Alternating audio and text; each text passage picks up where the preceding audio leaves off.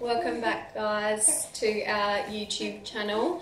Sorry it's taken us a while to get onto another video about our story. We have to try and do it between when Addie's in bed and the girls are asleep, but Addie hasn't been sleeping very long lately. So let's hope she stays asleep now, cross fingers. So we're doing it while the girls need a bottle. This video is kind of part 2 of our story from the girls. So we did our pregnancy YouTube video back a few weeks ago. So go check that out if you need to know from the start what our story is. Today is going to be about all 3 girls' births and how they differed from Addie's to the twins. We are going to start with Addie's birth. I gave birth to Addie at 40 weeks and 2 days. She was very full term. I just wanted her out back then. I'd had enough. I was so uncomfortable and heavy. We went in for a checkup at 40 weeks for a scan and to see how I was going. I think I was like a centimetre dilated at that stage. So when she did her internal examination, she stirred the pot somehow. Possibly with a stretch and sweep because I had pains all that afternoon. At the appointment, she actually booked us in for an induction the next morning at 7 o'clock if nothing happened that night. So we knew that it would happen the next day anyway. That evening, about 7 o'clock, I started to get some contractions. They were quite painful, but I was able to push through by having a shower, actually while Justin slept, because I didn't want to wake him. I thought it's best he gets a bit of rest before the birth the next day, I guess. So I was a nice wife, letting him sleep while I was having contractions in the shower. I got to a point though that I couldn't be by myself anymore. They were quite painful.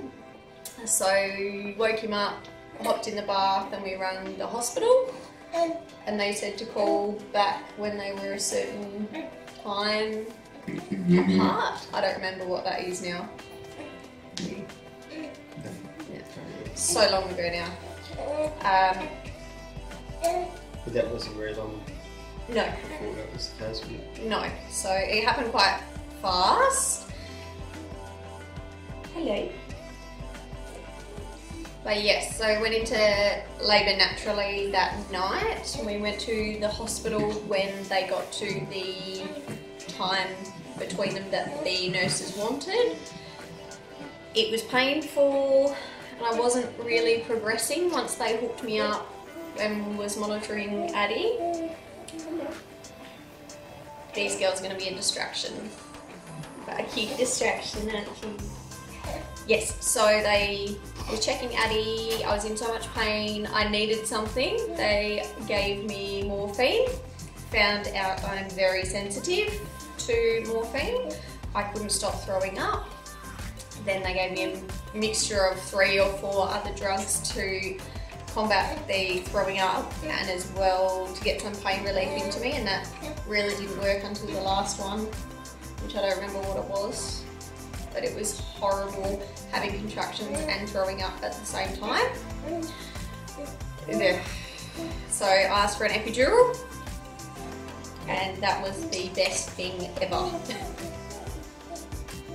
I just had enough of the pain and I actually went to sleep because I couldn't sleep before that. It was early hours in the morning. Once I got the epidural, it was 7, 8 o'clock in the morning, I think. You had to wait for the anaesthetist to come in? Yeah. So the anaesthetist was coming in for another mum. And I was like, yep, I'm getting on board with that. Didn't really progress much more. I only got up to 4 centimetres dilated in the end, which isn't enough to give birth naturally. Addie actually got distressed. I remember waking up to Justin asking me, can I feel that contraction? And I was like, no, I can't feel anything. And the nurse the midwife a bit concerned about Addie's heart rate. Yeah, I think your heart rate is slowing. Yeah. So they asked us whether or not we wanted to keep trying naturally. They said we could, or we could opt to go in for a C-section soon after. We just looked at each other and were like, get her out safe and sound. We didn't want to keep trying, especially because I hadn't progressed any more than 4 centimetres. And we didn't want to risk her life, really. It helped that we had quite a good obstetrician, and she sort of said, look, I think it's best that we just went to a cesarean now than wait and see. So rather than waiting for anything to possibly go wrong. And being rushed to an emergency cesarean.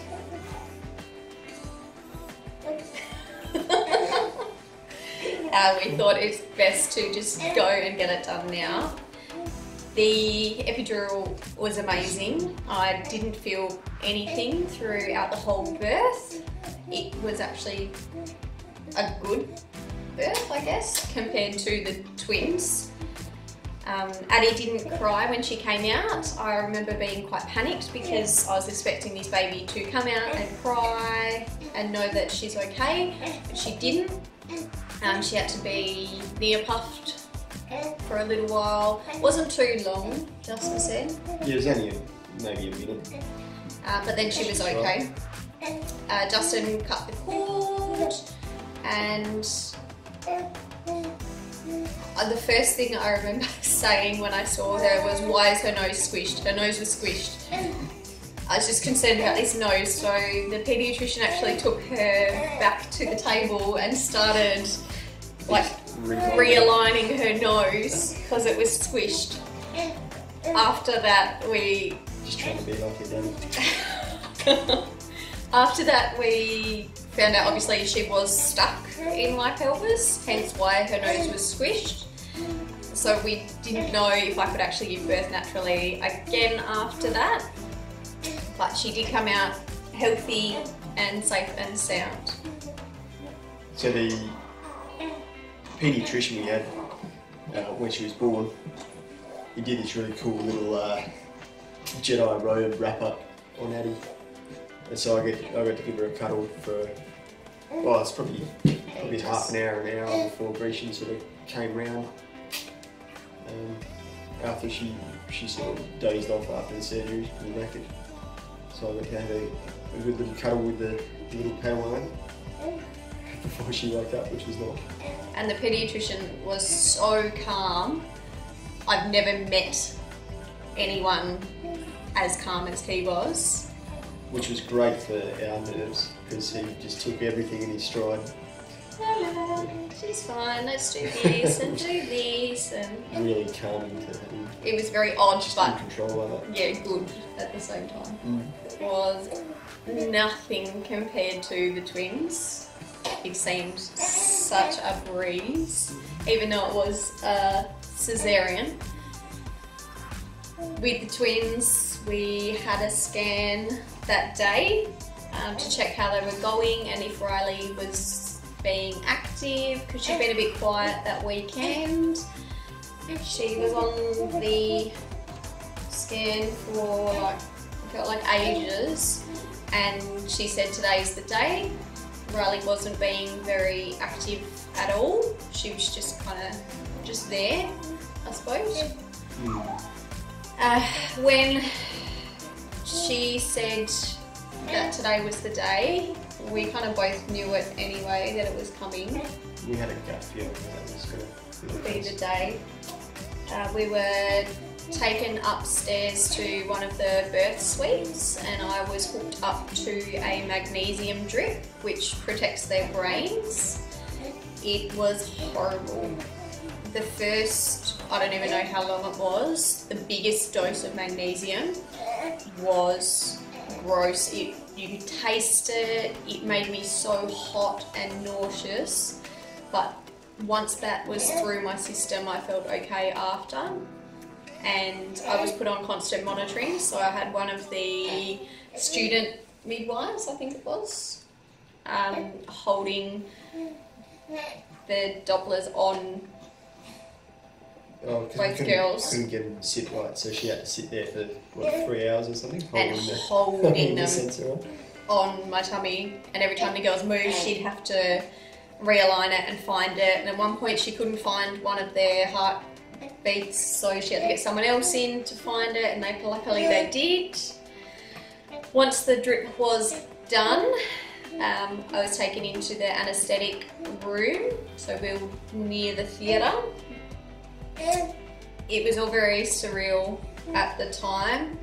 It was actually the same room that we had our tour in, so we knew what was coming, I guess, because we went to the birth tour beforehand. It was only a couple of hours before. I think so. A week before. A week before. Tour.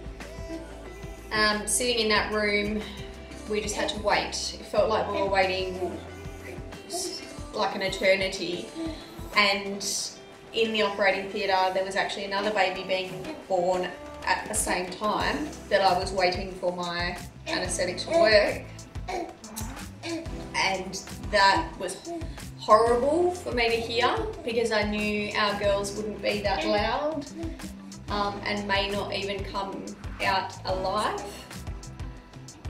It was pretty scary, emotional, all of the feelings, I guess. Waiting for our turn. So I had an epidural and a spinal block combination. That's what they recommended. Hurt a lot more than Addie's epidural. It wasn't in as long as Addie's either. So Addie's I had for a good few hours beforehand. This was half an hour. Oh, maybe not even that.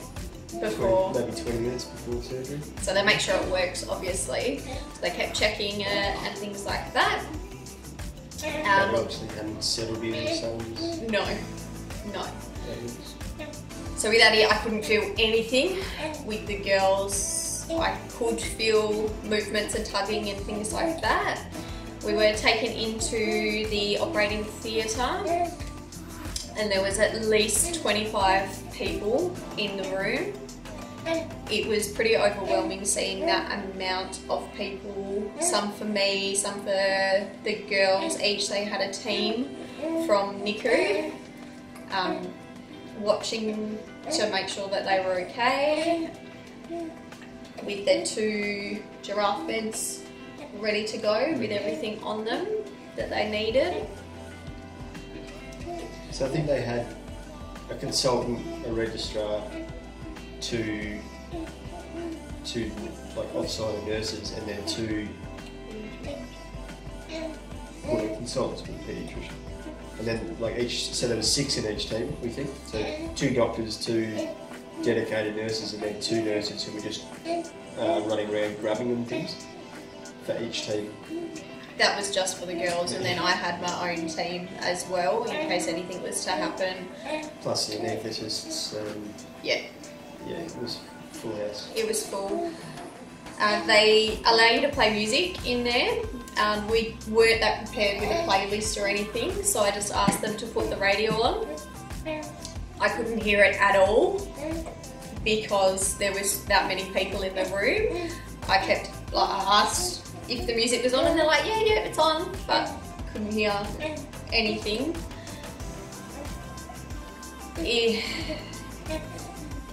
It was pretty much the most terrifying moment of my life, waiting to be cut open to see if my girls would survive the birth. And they had this long journey ahead of them, so many unknowns, and I think I just worked myself up into a state because the room felt so hot and clammy, claustrophobic with that many people in there. people looking over me, looking over the girls. It was crazy. Hannah was twin one, so she was brought out first, and then Riley. Both were intubated pretty quickly. Riley actually cried, and it was the tiniest cry slash squeak. It was like a little kitten meowing. It was very cute. Hannah didn't cry though. Not that I remember. No, she was quiet. Because she wasn't expecting to be delivered. She was just cruising along in the pregnancy, whereas Riley was already under stress. So she was geared up, ready to go, pretty much.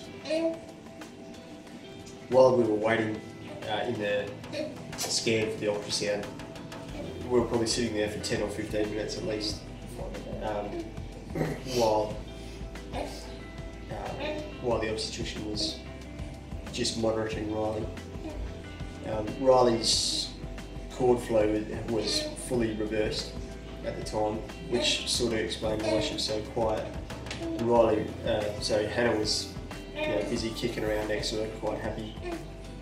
And sort of just a little while before we all decided that today would be delivery day, there was a moment when Hannah sort of stopped wiggling quite so much and just popped her hand on Riley's back. Just reached over and put her hand there as like a little reassuring. It'll be okay, It's all right, little one. sister. Yeah, we got this. So that was quite heartwarming to see. I guess a little bit encouraging, almost like Hannah's already watching out for her sort of thing. That was quite a special moment in a pretty upheaval, tumultuous sort of day.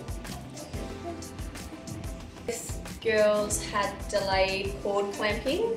I didn't even know that was a thing really with Addie, so I don't think she had that. I think it was just cut straight away. No one ever mentioned anything, but for the girls' viability and to help them, they both had cord clamping after a minute. Oh, really? I remember them asking if I wanted to see Hannah, because she was quite stable for a minute when she came out, and they had her wrapped up and things like that, and I didn't want to see her.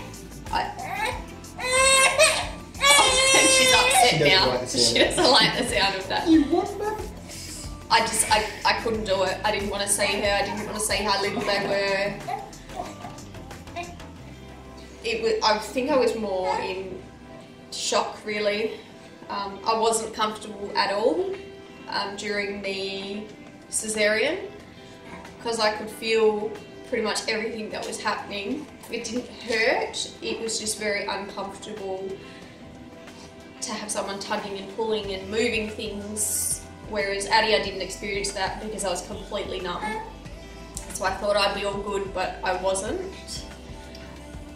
During that, as I was getting sewn back up, which took forever, it took longer for them to sew me up than actually giving birth to the girls.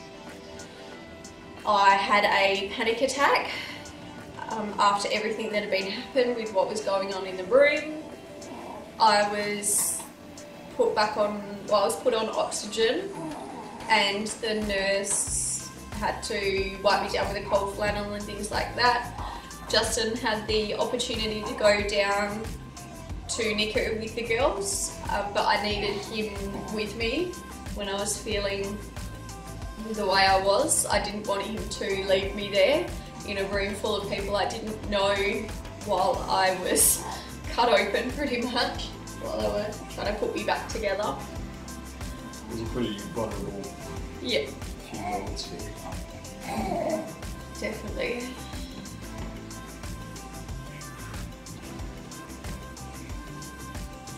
Yeah. So the girls went down to NICU, they were whisked off there.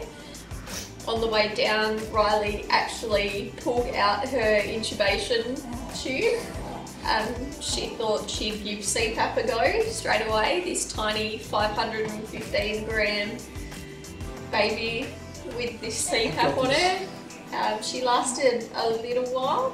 A few hours. Then she got way too tired. Obviously her lungs were tiny and she had to be put on the jet ventilator that night. I didn't go see the girls until later that night when I was feeling a bit more confident to go see them. Justin went down when I was in recovery to see them and take some photos for me and spend some time with them. It was a really surreal sort of experience.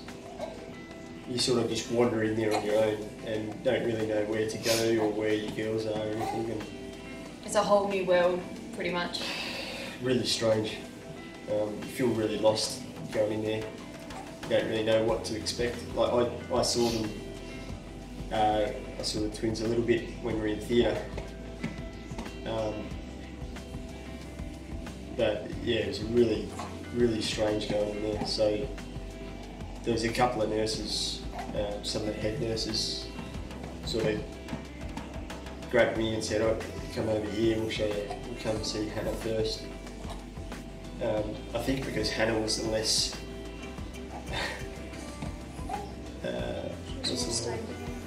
Which was more stable and maybe less scary to look at. Well, yeah, literally. less shocking to see, I guess. Yeah. So she was sort of the warm up to visit Riley. So at that stage we weren't able to touch them or open their humidifiers at all. So we just saw them. So they still had the translucent skin, so they were bright red and covered in blinkers plastic. on, so you can use, the light was too bright for their eyes, they're too underdeveloped. So blinkers on. Did they have the UV? I don't remember. Yeah, so the UV light on to help. With the jaundice. Yeah, hooked up with all sorts of antibiotics, umbilical IVs. We mentioned how much. Right, so Riley was 515 grams with all the equipment on. So she was actually probably less than that. Just her. They didn't actually get a weight without the intubation tube in because she was so fragile. But that was slightly more than we were expecting from the scan. We were expecting sort of mid 400 grams, which was a real worry because that sort of weight or anything less than that weight is a real challenge in terms of equipment. They said they don't actually have equipment that goes much smaller than 400 gram baby, which would mean there's not a whole lot they could do to help if they were smaller than that. But she So was bigger. we were fortunate that she was a little bit bigger than what we were expecting from the scans. And Hannah was pretty much bang on. Hannah was pretty much exactly at 930 grams. Which, we talk about it, we think, 930 grams, she was huge. She was twice Riley's size, but even, we have to remember ourselves sometimes that that's a tiny baby still. Compared to Addie's 3.5 kilos. For Addie. Yeah. And it was only sort of a month ago that Riley finally reached a weight that would be probably an average birth weight for. She's at 6 months. 4.4 kilos now. 4.6. Yeah, at 7 months old. So, it wasn't long ago that she was an average newborn weight. Even though you're a veteran now, aren't you? Yeah. So really shocking to go in and see the girls that first time. You sort of don't know what to do or I just cried. where you should be going, and really strange, really surreal. And then later on that evening, Grecian came down with me, and that was pretty hard for both of us. Really hard for Grecian again because she was still in a lot of pain and everything from surgery. It's quite warm in the NICU. They have to keep it warm, obviously, to keep the babies warm. so you can get really claustrophobic and Yeah, I couldn't it's almost stay in there very long. almost humid, so it's hard to Stay there very long. stay. Plus, seeing how small the girls were. Yeah, I saw Hannah first and then saw Riley, and I don't even think I could look at her. Like, I think I had a look and then burst into tears and had to look away. It was such a shock to see such a little baby fighting for her life, not knowing whether or not she was going to survive the next hour, the next day, the next week. But she's a fighter. You don't like going down, do you? Up's fine. Down's no good. She's all good now. But that is both girls, both girls, I talk about it. That is all three girls' birth stories. We will do the girls' NICU stories and journeys in 2 separate vlogs. We'll do one for Riley and one for Hannah, otherwise it's going to be such a long vlog and you probably won't sit through it all. Whatchy? Hi. Hello. And even though Hannah was much better off than Riley, she still had a really tumultuous time in NICU as well. Definitely wasn't smooth sailing for either of them, which makes it pretty rough sailing for Mum and Dad. Yeah. But we'll get to that. Stay tuned. Here you go, Riley. You can say goodbye. Do you want to hit the button? Hello. Say see you next time.